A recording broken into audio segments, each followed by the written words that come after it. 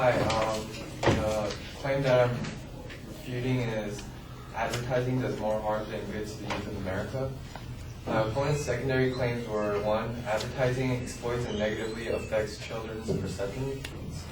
2, alcohol as well as tobacco advertisements are reaching a growing number of youth, which increases underage drug usage. And 3, advertisements create more materialistic wants for our youth. In response to the first claim, secondary claim, advertising exploits and negatively affects children's perceptions. Not all advertisement exploits the children negatively. My opponent gave an example of what's called research done with male and female children and their perception of gender role issues, if you guys remember. And the males chose like more masculine toys, and females chose like dolls and stuff like that. In response to that, not the advertisements are the main cause of gender role issues. Parents are the strongest influences to a child's perception on gender roles. And according to facts.org, the first and one of the strongest influences on a person's perceived gender role is his or her parents. And also there are many positively advertisements that affect children's perceptions. For example, there are commercials such as NBA Fit for Kids, NFL Play 60, and a lot of college commercials, which both promote a child's perception on health and education in a positive way. And in response to my opponent's secondary claim, or second secondary claim, which is alcohol as well as tobacco advertisements are reaching a growing number of youth, which increases underage drug usage. However, there is no advertisement that increases drug usage because it's illegal to promote drugs. And you can't really say that alcohol and cigarettes increase drug usage, even though he showed just one correlation of 2. And I say that anti-drug and anti-smoke commercials do a lot more for the youth of America. And according to About.com, a new study that shows teens who see or hear anti-drug ads at least once a day have significantly stronger anti-drug attitudes and are up to 38% less likely to use drugs.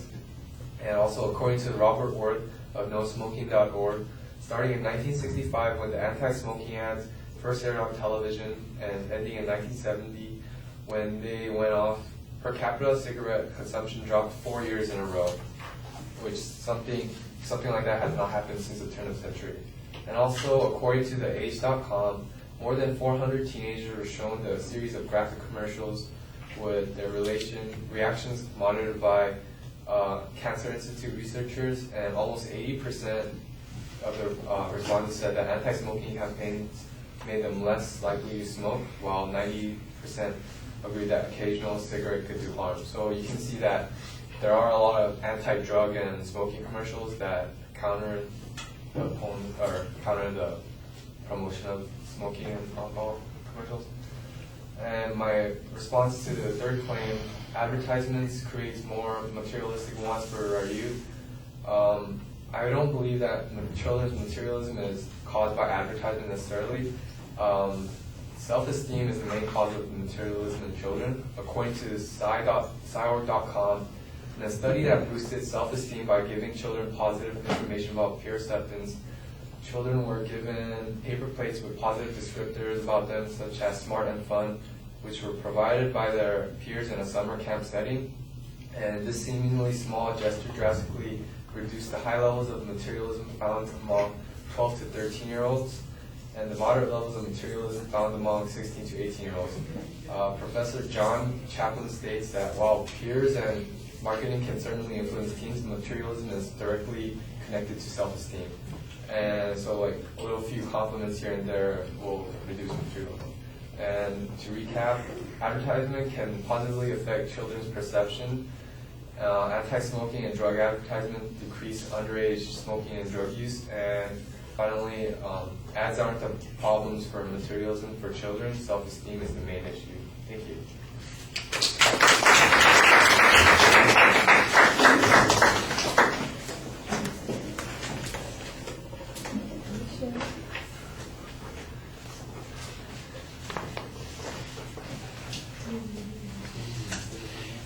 All right, structural issues are pretty good. It's easy to follow. You're mostly making counterclaims on these points. I think you need to analyze the advocate's evidence a little bit more so you can contrast it to your counterclaims. But you did have good statistical information and some general quotes on some of the issues. The causality argument, for instance, on the last point, I thought was your strongest argument. I don't know about the study with the paper plates and the positive comments, but I did like the fact that it was really there's a quote finally that addresses whether or not it's marketing or whether or not it is about peer relationships, and that is the selling point on that particular point.